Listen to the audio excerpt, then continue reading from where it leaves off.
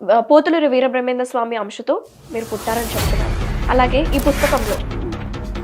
పుస్తకంలో మీ పేరు ఉంది, మీరే ఆ అంశగా పుట్టారు, మీ పేరు దీంట్లో ఉంది రామయోగి అని మేము ఎలా నమ్మచ్చు? ఎలా నమ్మాలంటే పేరు వ్రాసి ఉంది, డేటు రాసింది, డేట్లతో సహా చెప్తున్నాను మీకు, వినండి. అప్పుడు ఏం జరుగుతుందని చెప్పారు అంటే మ్లేచ్ఛనాశనం, నానా భక్షక మ్లేచ్ఛ.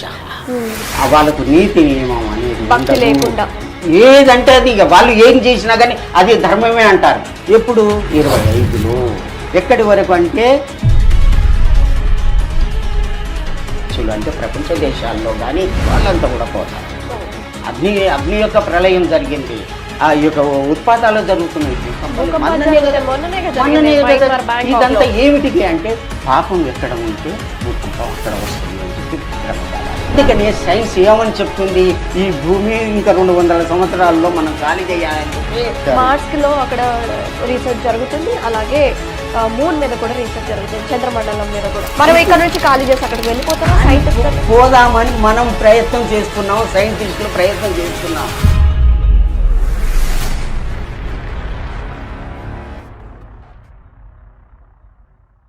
శ్రీకృష్ణుడు ఈ భూమిని వదిలిపెట్టిన తర్వాత అక్కడి నుంచి మొదలు కలియుగం. అక్కడి నుంచి మొదలైతే భట్టి విక్రమార్కుడు పరిపాలన 3044 సంవత్సరం వరకు చేశాడు. వారి వరకు ధర్మం అట్లాగున్నది, అటు ఇటే ఉన్నది. తర్వాత అంతా కూడా మ్లేచ్ఛనాశనం, మ్లేచ్చుల యొక్క పరిపాలన జరిగింది. మ్లేచ్చులు అంటే ఎవరు అంటే ఆంగ్లేయులు పరిపాలించారు, ముస్లింలు పరిపాలించారు, ధర్మం లేని వాళ్ళంతా కూడా పరిపాలించారు. 2000 సంవత్సరాలు పీడించి పిప్పి చేసి భారతదేశాన్ని యూసలు పెట్టారు. ఆ విధంగా చేశారు. ఆ ఉన్న ఒక్క ధర్మం కూడా పోయింది. 4 ధర్మం, ఒక్క ధర్మం ఉండాలి కదా, పోయింది.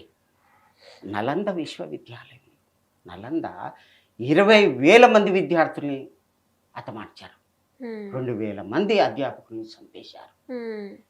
1755 కలియుగము ఆ ప్రాంతంలో జంజం వేసుకున్నటువంటి వాళ్ళని అందరినీ చంపేశారు. ఏదో దాచుకున్న వాళ్ళు మెల్లిగారు.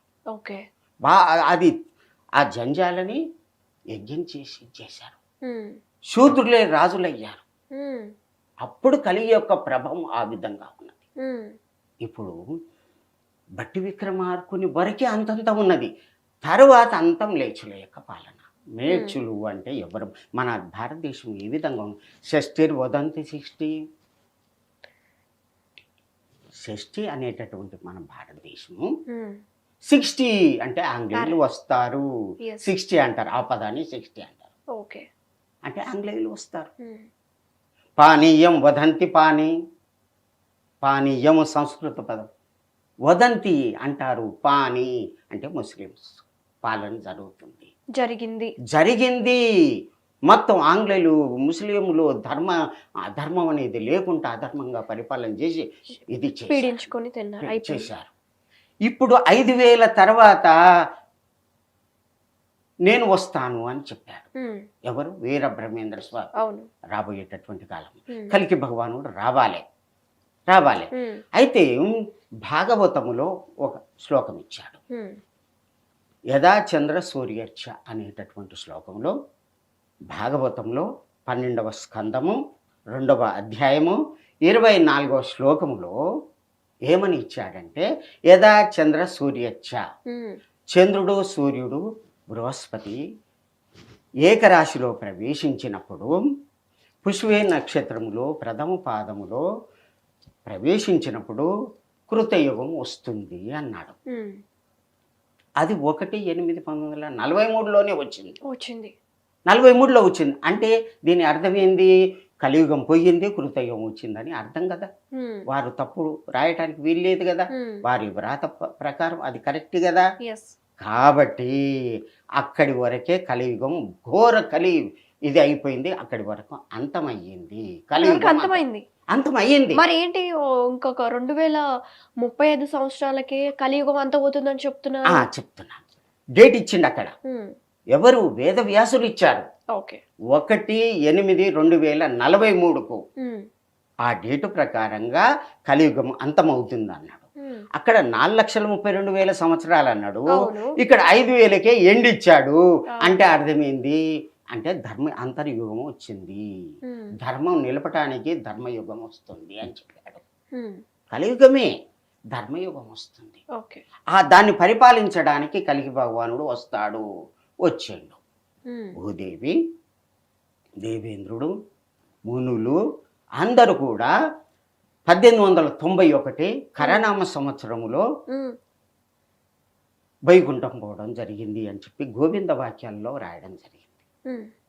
ఓకే. గోవింద వాక్యాల్లో రాయడం జరిగింది. అయితే అక్కడికి పోయిన తర్వాత స్వామి భూమి మీద అసలుకి ధర్మం అనేది లేదు, ఒక్క పాలు కూడా లేదు, నేను ఉండలేను స్వామి అని చెప్పి మొరపెట్టుకుంటే అప్పుడు వారు వారి అంశతోటి పంపడం జరిగింది. మహాత్ములు, ముగ్గురు మహాత్ములు పంపడం జరిగింది. ఎవరు? వీరధర్మజులు, రామధర్మజులు, వీరగురుడు, వీరయోగి అని అంటారు. వారితో పాటు ఇంకా నలుగురిని పంపడం జరిగింది. వాళ్ళ తిదివార నక్షత్రాలు, ఉద్భవ స్థితులు అన్ని కూడా దీంట్లో ఉన్నాయి. ఓకే. అయితే మీ గురించి రాశారు కదా వీరబ్రహ్మేంద్ర గారు. అయితే గురుగారు మీ గురించి ఆయన అంశంతో పుట్టారని చెప్పేసి బుక్ లో రాశారు 6వ అధ్యాయంలో. మరి మీరు పుట్టడానికి కారణం ఏంటి? ముఖ్యంగా దీంట్లో 6వ అధ్యాయంలో ఏమని చెప్పారంటే సర్వశ్రుతి విరాజమాన, నా అన్ని వేదాలను లో ఉన్నటువంటి సారాన్ని తెలిసినటువంటి వారు ఈ అన్ని వేదాలకు 4 వేదాలకు కూడా ప్రణవేదానికి కూడా ఆధారమైనటువంటి పూర్తి కాలజ్ఞానమే ఇది. దీన్ని సాంద్ర సింధు వేదము అంటారు. దీన్ని ఆ 4 వేదాలు చదవచ్చు, కానీ దీన్ని చదివితే అర్థం కాదు. ఇది పాపపు కంట పడగుండుగాక, నా అంశతో పుట్టినటువంటి నా కుమారుడే దీన్ని చెప్పగలుగుతాడు, చదవగలుగుతాడు, వ్రాయగలుగుతాడు. ఆ జనులకు అందరికి కూడా రాబోయేటటువంటి కాలగతుడు చెప్తాడు. అతనే మునుగోటి అగ్రహారంలో రామనగరమందు ఊకొండి రాయంలో రామయోగి అయ్యవారు పుట్టి పెరుగుతున్నారు అని వ్యక్తం చేశారు.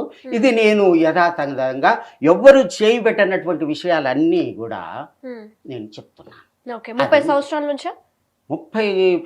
86లో నా చేతికి వచ్చింది, ఎవరు నాకు ఇవ్వలేదు, నాకు భగవంతుడే పంపించాడు. ఎలా వచ్చింది? అది వింతగా పోస్టులో వచ్చింది. మీ ఇంటికి? మా ఇంటికి వచ్చింది అన్నమాట. ఓకే. అయితే వచ్చిన తర్వాత స్వామి అడ్రస్ ఏం లేదా? ఉన్నది. అయితే స్వామి నా గురించి ఏమున్నది స్వామి అని చెప్పి ఇట్లా కన్ను మూసుకొని తీసి ఇట్లా ఏలు పెట్టాను. కన్ను మూసుకున్నాను, తీశాను. నిన్ను చూడు, నీ ముఖం చూడు, నువ్వు అడిగేది చూడు, నువ్వు ఏమడిగి అడుగుతున్నావని ఈ మాటలు ఉన్నాయి. అంటే ఏమనుకోవాలి? నీవు సర్వజ్ఞుడవు, నేను అనంతుడను. సర్వజ్ఞుడు అంటే మామూలు విషయం కాదు, అది అన్నీ తెలిసినటువంటి వాళ్ళని సర్వజ్ఞుడు అంటారు. నేను అనంతుడను, ఈ విధంగా రాయాలి. నువ్వు ధర్మాత్ముడు, నేను ఈ విధంగా అనంతుడిని నేను అని చెప్పి వ్రాసి ఉంది. మనిద్దరము కూడా భగవంతుడు చెప్తున్నాడు, ఈ కాలజ్ఞానం ప్రతి ఊరికి తీసుకొని పోయి కాలజ్ఞాన ప్రతిని పూజించి ఊర కూడా ప్రచారం చేస్తూ భక్తులకు జ్ఞానం కలిగించండి.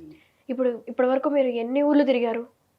ఎంతో కర్ణాటక, ఆంధ్ర ఇవన్నీ కూడా 30 ఏళ్ళ సంది ప్రచారం చేస్తున్నాను, కాలజ్ఞానం ప్రచారం చేస్తున్నాను. ఓకే.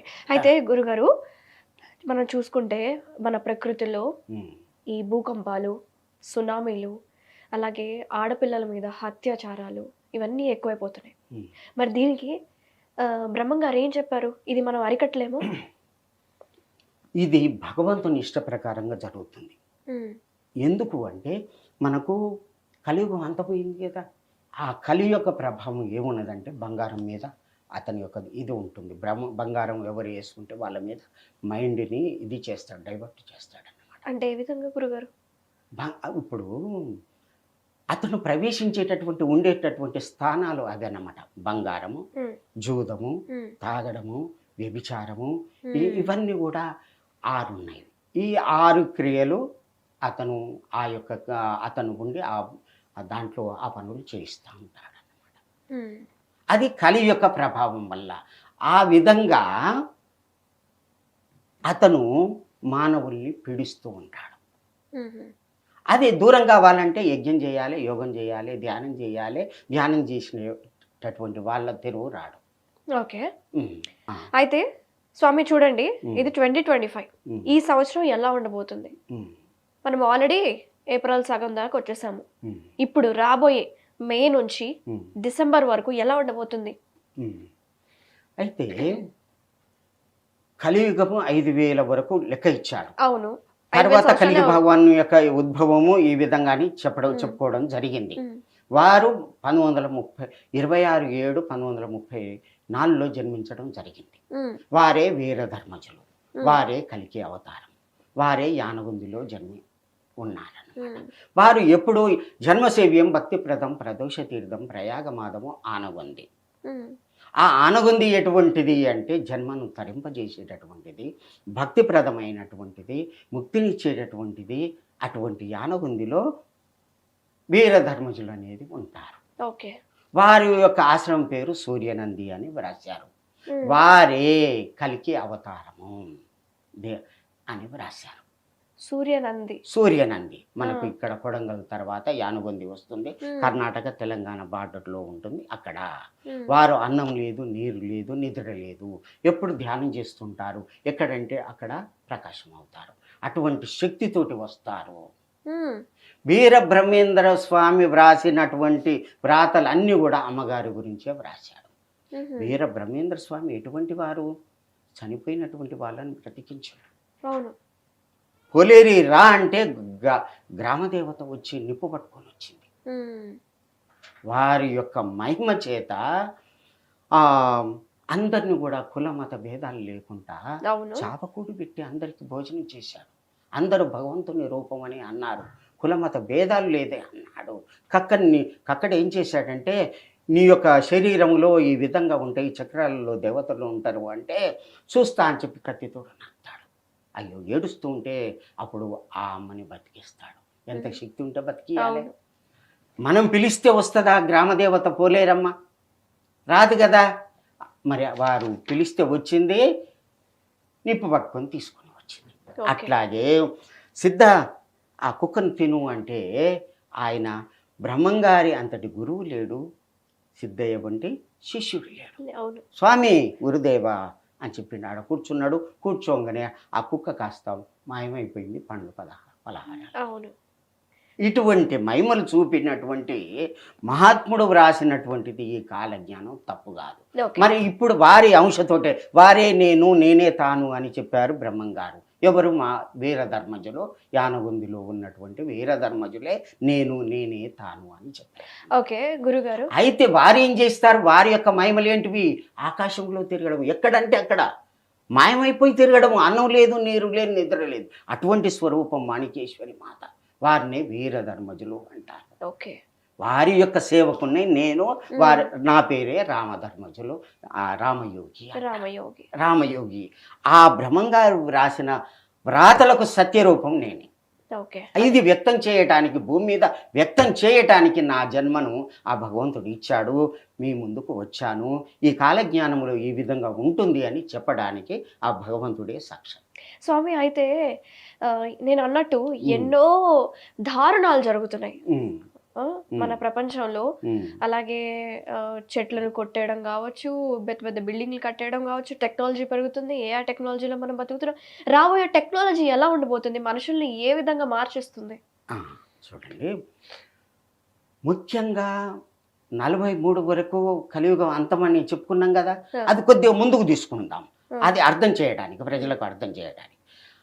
అయితే కలియుగ అంతంలో తీవ్రమైనటువంటి ప్రజల నష్టం అవుతుంది అని బ్రహ్మంగారు రాశారు. ప్రజల నష్టం ఏ విధంగా? అదే అంటే మొదటి ప్రపంచ యుద్ధం అయింది. దీని తర్వాతనే. అవును. ఎప్పుడు అంటే 1914 నుంచి 18 వరకు మొదటి ప్రపంచ యుద్ధం అయింది. రెండవ ప్రపంచ యుద్ధం 34 నుంచి 45 వరకు యుద్ధం అయింది. రెండవ ప్రపంచ యుద్ధం. మూడవ ప్రపంచ యుద్ధం ఇప్పుడు జరుగుతున్నది. ఇప్పుడు జరిగేదంతా అదే మూడవ ప్రపంచ యుద్ధమే. మూడవ ప్రపంచ యుద్ధం కూడా జరుగుతుంది. పార్థివో భూప వ్యయో భూప క్షయంగత పునః పంచవర్షేణ వీరభూప భవిష్యతి. ఈ యొక్క రాజుల కాలం పోతుంది. పార్థివో పార్థివో భూప, రాజుల యొక్క పార్థివనామ సంవత్సరం వరకు. తర్వాత కూడా రాజుల యొక్క పాలన పోతుంది, పంచాయతీ పాలన వస్తుంది అని రాశాడు. ఇప్పుడు పంచాయతీ పాలనే, రచ్చకొట్టాలు అంటే పంచాయతీ పాలన. పంచాయతీ పోట్లు ఉన్నాయి కదా, ప్రజారాజ్యం వచ్చేసింది కదా, రాజుల యొక్క కాలం పోయింది కదా, అది వచ్చింది. బస్సుల మీద తిరుగుతారు. అరే ఆ లోహ శకటములపై తిరిగేరుమా అన్నాడు. అంటే ఇప్పుడు బస్సుల మీద తిరుగుతారు అన్నాడు. అట్లా ఈ విమానాలలో తిరుగుతారు. అవన్నీ సాక్ష్యమైంది కదా. అది ఇంకొక గుర్తిస్తున్నాడు. నిజాం కనిద్వధు ఏడుల భానుడు ఏటగలిసి అన్నాడు. అంటే లాస్ట్ రాజు, 7వ రాజు కూడా అంతమవుతాడు. అంటే మన్నాడు దాకా లెక్క ఇచ్చాడు. ఎక్కడ 1950 వరకు 51 వరకు కూడా లెక్క ఇవ్వడం జరిగింది. కాలజ్ఞానం ఎంత క్లియర్గా ఉన్నదో చూడండి. అయితే ఇదంతా కూడా జనాష్టం జరగటానికి చూపెట్టాడు. అయితే ఇప్పుడు జరిగేటటువంటి ఇది ఏమిటి అంటే 2025 నుంచి ఏం జరిగేది, వారు వ్రాసినటువంటి వ్రాతలో ఏకాదశ అధ్యాయంలో శ్లోకాలలో వ్రాశారు. చివరికి వ్రాశారు ఏమున్నది అంటే డేట్లతో సహా చెప్తున్నాను మీకు, వినండి. అవన్నీ కూడా దీంట్లో డేట్ ఇవ్వలేదు, అది కరెక్ట్గా నేను తీసి చెప్తున్నాను. మీనరాశిలో శని ప్రవేశం అయితే, అంటే శని మీనరాశిలో 29/3/2025కు ప్రవేశించడం జరిగింది. అయితే అప్పటి నుంచి 2/6/2027 వరకు 2.5 సంవత్సరాలు మీనరాశిలో శని ఉంటాడు. అప్పుడు ఏం జరుగుతుందని చెప్పారు అంటే మ్లేచ్ఛ నాశనం. మ్లేచ్ఛులు అంటే ఎవరు? నానా భక్షక మ్లేచ్ఛ అంటే ఏది గురు ధర్మం లేకుండా ఏది పడితే అది తినేవాళ్ళు, వాళ్ళకు నీతి నియమం అనేది ఉండదు. ఏదంటే అది ఇక వాళ్ళు ఏం చేసినా కానీ అది ధర్మమే అంటారు. అటువంటి వాళ్ళంతా కూడా పోతారు. ఎప్పుడు 25లో ఇప్పుడు జరుగుతున్నాయి కదా ఇవన్నీ. దాంట్లో రాయలేదు, దాంట్లో సంస్కృతంలో రాశారు అంతేనా? రాసి ఉన్నది, తెలుగులో కూడా ఉంది. కాకపోతే చదవచ్చు, డేట్ తో సహా ఇలా రాయలేదు. డేట్లు ఇవే. మీన రాశిలో ప్రవేశం అయితే దాన్ని మనం అర్థమయ్యేటట్టుగా చెప్తున్నాం. 29/3/2025 అని డేట్ తీసి చెప్తున్నాం, అర్థమయ్యే. వారు రాసిందే, ఇప్పుడు మనం రాసింది కాదు. డేట్ కూడా వారే రాశారు. 29/3/2025కు శని మీనరాశిలో ప్రవేశించాడు. అక్కడి నుంచి ఎక్కడి వరకు అంటే 2/6/2027 వరకు మ్లేచ్ఛులు అంటే ప్రపంచ దేశాల్లో కానీ మన భారతదేశంలో కానీ గురు ధర్మం లేకుండా తిరిగేటటువంటి వాళ్ళంతా కూడా పోతారు. ఇప్పుడు జరుగుతుంది భయంకరమైనటువంటి ఇది జరుగుతుంది. అగ్ని యొక్క ప్రళయం జరిగింది. ఆ యొక్క ఉత్పాతాలు జరుగుతున్నాయి, భూకంపాలు ఇదంతా ఏమిటికి అంటే పాపం ఎక్కడ ఉంటే భూకంపం అక్కడ వస్తుంది అని చెప్పి బ్రహ్మంగా రాశారు. పాపం ఎక్కువగా ఎక్కడ ఉంటే, గోహత్యలు ఎక్కువగా ఎక్కడ చేస్తారో అక్కడ భూకంపాలు వస్తవి. మనం సైన్స్ ప్రకారంగా ఈ ప్లేట్ ఈ విధంగా ఇట్లా అయినా అది కరెక్టే. అందుకని సైన్స్ ఏమని చెప్తుంది, ఈ భూమి ఇంకా 200 సంవత్సరాల్లో మనం ఖాళీ చేయాలని చెప్పి స్కైలో ఒకటి ఏర్పాటు చేశారు. మార్స్ లో అక్కడ రీసెర్చ్ జరుగుతుంది, అలాగే మూన్ మీద కూడా రీసెర్చ్ జరుగుతుంది, చంద్రమండలం మీద కూడా జరుగుతుంది. మనం ఇక్కడ నుంచి ఖాళీ చేసి అక్కడికి వెళ్ళిపోతాం, పోదామని మనం ప్రయత్నం చేస్తున్నాం, సైంటిస్టులు ప్రయత్నం చేస్తున్నాం. కానీ బ్రహ్మంగారు ఏం చెప్తున్నాడు, అక్కర్లేదు, నేను వచ్చాను ఈ భూమి మీదికి భక్తులను రక్షించడానికి. నేనెందుకు మరి? భగవంతుడు ఎందుకు? భక్తుల్ని రక్షించడానికే కదా, ఎక్కడికో పోవడానికి కాదు కదా. భక్తుల్ని, నా భక్తుల్ని రక్షించడానికే ఇక్కడికి వస్తాను అన్నాడు, వచ్చిండు. ఓకే. అయితే స్వామి, ఇప్పుడు మన భారతదేశం ప్రపంచవ్యాప్తంగా భారతదేశం అంటే గొప్ప దేశంగా మనం పరిగణించవచ్చు గురుగారు. అయితే ప్రపంచవ్యాప్తంగా ఎన్నో దేశాలు ఉన్నాయి. అయితే ఏ దేశము అగ్రస్థానంలో ఉండబోతుంది? మన భారతదేశమే. ఎందుకు అంటే భారతదేశము అనేటటువంటి పేరులోనే ఉన్నది. ఓకే. భగవంతునికి ఇష్టమైనటువంటి దేశమే భారతదేశం. రమంతే యోగినః ఇది రామ అంటాం. రాముడు అంటే ఎవడయ్యా అంటే యోగులందరూ కూడా రమంతే పరమాత్మ ఎంత ఆ విధంగా సంతోషించేటటువంటి దేశం, భగవంతుని యొక్క అవతారం పుట్టేటటువంటి దేశం ఈ దేశమే. ఇంత మంచి దేశంలో, ఈ దేశంలో సంస్కృతం ఉన్నటువంటి సంస్కృత భాష ఉంటుంది. ఈ దేశంలో మనం పుట్టినందుకు హిందూ ధర్మాన్ని మనం పాటిస్తూ అలాగే సనాతన ధర్మాన్ని కాపాడుతూ ఉన్న మన దేశంలో మరి ఇన్ని ఘోరాలు, ఇన్ని హత్యలు, ఇన్ని దారుణాలు ఎందుకు జరుగుతున్నాయి? కలి ప్రభావం. వాడు చేసేదంతా పాపం పనులు కదా.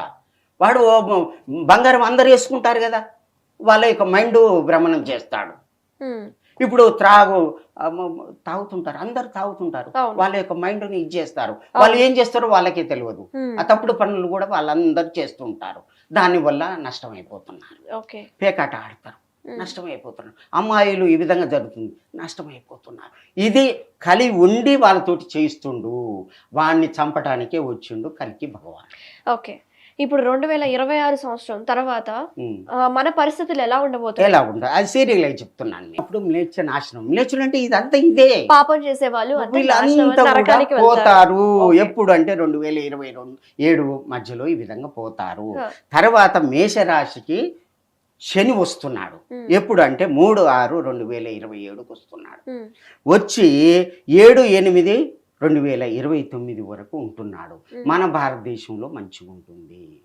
ఎప్పుడు 3/6/2027. అక్కడి నుండి 7/8/2029 వరకు కించిత్తు సౌఖ్యం అన్నాడు సంస్కృతంలో. కొద్దిగా మంచి జరుగుద్ది. జన నష్టం అవుతుంది కదా, చావులు బతుకులు అవుతున్నాయి కదా, జరుగుతాయి. యాక్సిడెంట్లు అవుతున్నాయి కదా, భూకంపాలు వస్తున్నాయి కదా, జల ప్రళయాలు వస్తున్నాయి కదా, తుఫాన్లు వస్తున్నాయి కదా, భూమి దద్దరిల్లి ఈ విధంగా అవుతుంది కదా, అది కొద్ది తగ్గుద్ది మన భారతదేశంలో. అంతటా మాత్రం భయంకరంగా ఇది ఉంటుంది, భయంకరంగా ఉంటుంది. తర్వాత వరుసగా చెప్తున్నాను. తర్వాత వృషభ రాశికి శని ప్రవేశిస్తున్నాడు. ఎప్పుడు అంటే 8/8/2029 ప్రవేశించి 30/5/2032 వరకు ఉంటున్నాడు. అప్పుడు ఏం జరుగుతుంది అంటే యుద్ధం జరగడానికి ఆస్కారం ఉన్నది. అంటే మూడో ప్రపంచ యుద్ధమా? యుద్ధం అంతే. మన భారతదేశం కూడా పాల్గొనేటటువంటి అవకాశం ఉంది. ప్రపంచ దేశాలు ఇప్పుడు కొట్టుకుంటూనే ఉన్నాయి, బాంబులు వేసుకుంటున్నారు, భయంకరమైనటువంటి చావులు చేస్తున్నారు. రోజు రోజుకు లక్షల మంది ఎగిరిపోతున్నారు. ఇప్పుడు ఎక్కడ చూసినా కానీ చావుల యొక్క వార్తలు. చచ్చే వాళ్లకు ఏడ్చే వాళ్ళే దిక్కు ఉండరు అన్న ఎవరున్నారు. ఎట్లా అంటే 1977లో ఉప్పెన వచ్చింది, దివికి తాలూకా మొత్తం కూడా పోయింది, రాత్రి పోయింది. అటువంటి ప్రమాదం మనకు ఉన్నది, ఇంకా ఉన్నది. సముద్రం పైకి వచ్చేటటువంటి స్థితి ఉన్నది. ఆకాశం నుంచి ఒక ఉల్క పడుతుంది, ఆ సముద్రంలో పడుతుంది, పడ్డప్పుడు సముద్రం పైకి వస్తుంది. అటువంటి జన నష్టం కూడా జరుగుద్ది.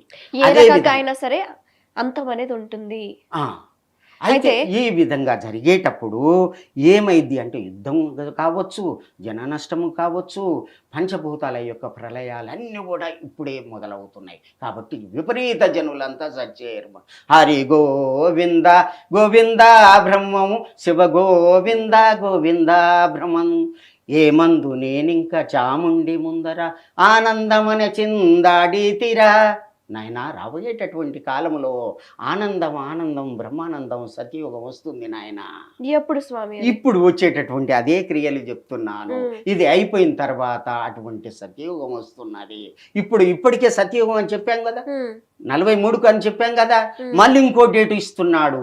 ఎప్పుడు పుష్యమి నక్షత్రంలో ప్రథమ పాదంలో ఆ కర్కాటక రాశిలో చంద్రుడు సూర్యుడు బృహస్పతి కలిసినటువంటి సమయంలో ఆషాఢ మాసంలో వచ్చింది. అప్పుడు మళ్ళీ ఒకటి వస్తున్నది 12/8/2026లో వస్తున్నది. అంటే మళ్ళీ వస్తుంది గ్రహస్థితి. మనం చేసింది కాదు కదా. అంటే సత్యయుగం, ఈ కలియుగం పోయింది, సత్యయుగం వచ్చింది. అంటే ఆ టైంలో ఈ జన నష్టాలు జరుగుతాయి. దీన్నే ఖండ ప్రళయం అంటారు. ఈ ప్రళయంలో ఏమైనా జరగవచ్చు, ఏదైనా జరగవచ్చు.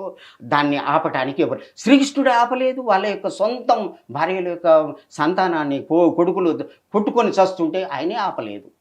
వాళ్ళ ప్రాప్తవ్యమర్థం లభతే మనుష్య దేవోపి లింగైతం న సక్త తస్మన్న యోస్మి యదస్మదీయం నహి తత్పరేషం. కాబట్టి దాంట్లో ఎటువంటి సంశయం లేదు, భగవంతుడు ఆపడు.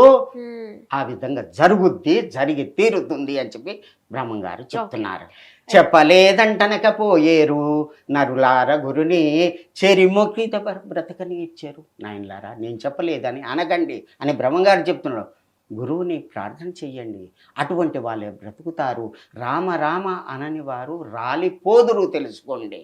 ఉమ్, అటువంటి వాళ్ళంతా కూడా పోతారు. ఉమ్, గుప్పు గుప్పు అనేటటువంటి శబ్దాలు వస్తాయి, ఆకాశం నుంచి శబ్దాలు వస్తాయి, ఆకాశం ఎర్రనవుతుంది, 6 మతాలు ఒక్కటవుతాయి, ఏలును బ్రహ్మాండమంతయు ఏకచక్రధాటిగా ఉమ్, వీర భోగ వసంతరాయలు కలిగి భగవానుడు ఏలుకుంటాడు అని చెప్పడం జరిగింది. అది టైం వచ్చేసింది. అది అది జరుగుతుందన్నమాట. మిథున రాశికి భూభారం అంతా కూడా నాశనము. ఎప్పుడు అంటే 31/5/2032 నుంచి 11/7/2034 మధ్యన భూభారం అంటే ఇప్పుడు పాపాత్ములంతా కూడా పోతారు, ఓకే. అందరూ కూడా ధర్మాత్ములే మెరుగుతారు. ఎప్పుడు ఎప్పుడు స్వామి అది? 31/5/2032 నుండి ఓకే, 11/7/2034 మధ్యన ఒకసారి వస్తారా, నేను చూడొచ్చా? చూడొచ్చు, మీరు పుస్తకం కూడా చూడొచ్చు. ఓకే ఓకే 8/8/2029 నుంచి 5/35/2032 వరకు. ఓకే, ఈ టైంలో అంత మంచిగా జరుగుతుందంటారు, ఆ, అంతేనా? అక్కడ ఇచ్చాడు చెప్పాడు. ఒకసారి చూడండి. భూభారం అంతా కూడా నాశనము. మిథున రాశికి శని ప్రవేశిస్తే 31/5/2032 నుండి ఓకే 11/7/2034 మధ్యన మొత్తం పోతారు. దాని కిందది. ఓకే, మొత్తం పోతారు. మొత్తం అంటే ఎవరు అసలుకి ధర్మం తెలవనటువంటి వాళ్ళు, కుటిల మానవులంతా కూడా పోతారు. గురువు అంటే తెలియని వాళ్ళు, దైవం అంటే తెలియని వాళ్ళు అందరు కూడా పోతారు. ఎవరు మిలుగుతారు? భక్తులు ఒత్తి అయి నిలిచిన వాళ్ళే మిలుగుతారు. భక్తులు ఒత్తి అయి నిలిచిన వాళ్ళే మిలుగుతారు. పొట్టుపోయి గట్టి నిలుస్తుంది. ఇదంతా పాపాత్ములంతా కూడా పోతారు. పోయిన తర్వాత ధర్మకాలం వస్తుంది. అటువంటి ప్రళయం రాబోతుంది, జరుగుతుంది, జరగబోతుంది. ఇప్పుడు నడుస్తున్నది. మన భారతదేశంలో సుఖంగా ఉన్నామంటే అర్థమైంది, కృష్ణా గోదావరి మధ్య ఈ భాగంలో మంచిగా ఉంటారు. హైదరాబాద్ చాలా బాగుంటది, మంచి మంచి మంచి ప్లేస్ లో ఉన్నాం మనం. ఉత్తరప్రదేశ్ అంతా కూడా భూకంపాలతోటి నాశనం అయిపోతాది. ఉత్తరప్రదేశ్ లో ఉన్నటువంటి వాళ్ళంతా కూడా దక్షిణాదికి వస్తారు. ఆంధ్రప్రదేశ్ తెలంగాణ ఎలా ఉండబోతుంది? చాలా చక్కగా ఉంటుంది. గత నెక్స్ట్ వచ్చే 10, 20, 30 సంవత్సరాల తర్వాత కూడా భగవంతుడు ఈ ప్రాంతంలోనే పుట్టాడు, ఇక్కడనే పరిపాలన జరుగుతుంది. కానీ పాపాత్ములు పోతారు, పుణ్యాత్ములు ఉంటారు. అంతట తెలంగాణలో అని రాశాడు. ఇప్పుడు 416 సంవత్సరాల క్రితం చెప్పినటువంటి ఇది ఇప్పుడు తెలంగాణ అని మొన్న వచ్చింది కదా, వచ్చింది తెలంగాణ అని రాశాడు. కర్ణాటక అని ఎప్పుడో అది మొన్న భాష ప్రయుక్త రాష్ట్రాలు ఏర్పడినప్పుడు కర్ణాటక అని పేరు వచ్చింది కదా. 400 సంవత్సరాల క్రితం ఏడ ఉంది? ఆ పేరు కూడా లేదు. ఇప్పుడు పేర్లు ఇచ్చాడు. నైజాం 7వ కనిద్వదు 7ల బాణుడు ఏట కలిసి అన్నాడు. నైజాం రాజు అని కూడా చెప్పాడు కదా, 7వ రాజు అని కూడా చెప్పాడు కదా. అట్లాగే బస్సులు అని కూడా చెప్పాడు కదా. అట్లాగే ప్రజారాజ్యం వస్తుందని చెప్పాడు కదా. పంచాయతీ కొట్టములలో కొట్లాడుకుంటారని చెప్పాడు కదా. ఇప్పుడు పంచాయతీ రాజ్యమే కదా. ఇదంతా పోతుంది. పోయిన తర్వాత భగవంతుని యొక్క పాలన వస్తుంది. ఇది అన్నమాట. ఈ పంచాయతీ రాజ్యం పోతుంది. ఇదంతా కూడా మంత్రులే పెద్దగా అవుతున్నారు. అప్పుడు అందరూ ప్రజలందరూ ధ్యానంలోనే ఉంటారా? యోగము ధ్యానం ఉంటారు. సత్యయోగం అంటేనే 4 పాదాల ధర్మం. ఓకే, 4 పాదాలు ధర్మం. ఆ ధర్మం అంటే ఏంది? మరి ఇంత టెక్నాలజీ పెరుగుతుంది కదా స్వామి, ఇదంతా పోతుంది. ఉండదా? ఇదంతా ఉండదు. గ్రహస్థితి మారిపోతుంది. అప్పుడు సూర్య చంద్రులకు కూడా అసలుకి రావుకేతుల యొక్క బాధ ఉండదట. అప్పుడు ఈ నెట్వర్క్ ఉండదు, ఏముండదు, ఏది ఉండదు. అంటే ఓన్లీ సత్యము ధర్మంగా ఉన్న మనుషులే ఉంటారా? సత్యము ధర్మం ఉన్నటువంటి మనుషులే ఈ కృతయుగానికి వడబోసి ఉంచడం జరుగుతుంది. దాని తర్వాత సత్యయుగమే అందరు కూడా ధర్మాత్ములే. యోగము ధ్యానము ఇది అంతే. ఓకే, మంచి రోజులు ఎప్పుడు వస్తాయి? మీరు మా ప్రజలకి